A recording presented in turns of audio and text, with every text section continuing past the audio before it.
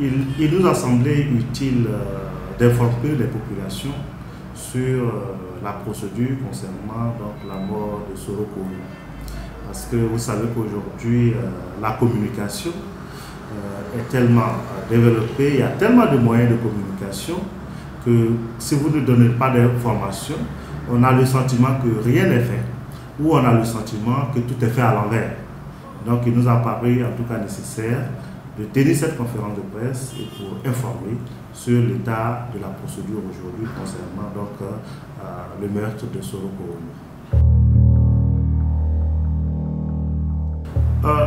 Nous ne pouvons le dire, mais nous, ce que nous savons, c'est que une personne qui participait à un événement, c'est vrai, un événement politique, a trouvé la mort. Pour l'heure, nous passons par arme blanche. Et les enquêtes nous permettront de nous soutenir, surtout qu'il y a une autopsie qui est en cours. Et donc, nous ne pouvons pas affirmer si c'est politique ou non.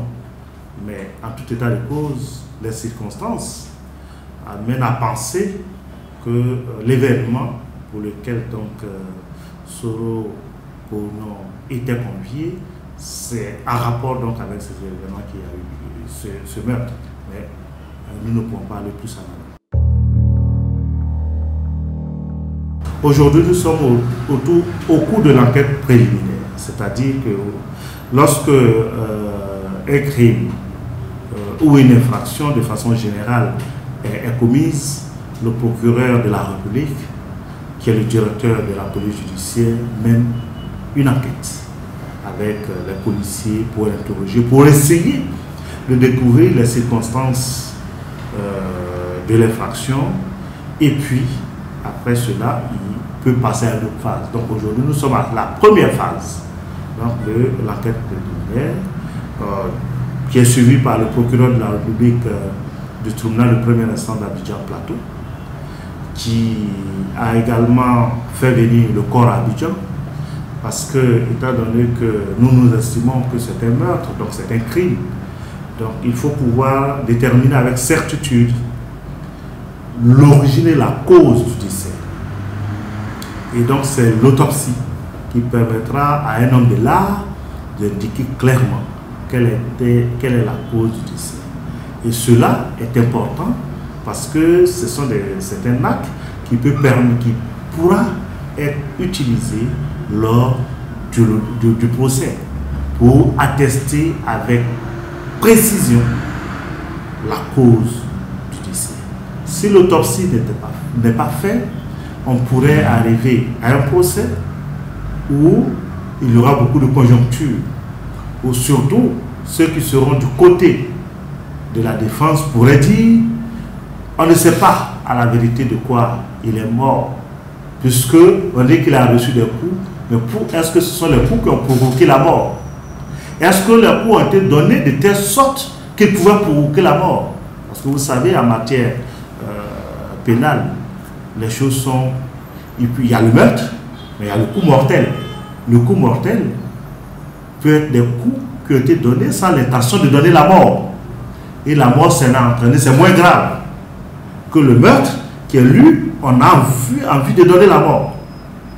Vous comprenez? Donc, toutes ces les circonstances que le commun des mortels peut juger peut-être négligeable est important dans la qualification de l'infraction. Et donc, l'autopsie qui a été demandée par le procureur de la République nous permettra, en tout cas, de nous soutenir. D'abord, mon travail sera de suivre la procédure, d'assister l'ensemble des ayants droit qui seront entendus et surtout de veiller à ce que cette procédure puisse avancer au bon rythme. Également, que cette procédure puisse se faire en respect des intérêts de matière. En respect des intérêts de matière. Et donc, mon combat, ce sera cela, faire en sorte qu'au bout de cette chaîne, il y ait justice, que justice soit faite pour les ayants droit, que cette mort, pour cette mort plutôt, que les auteurs soient retrouvés, condamnés à la hauteur de ce que notre code pénal prévoit.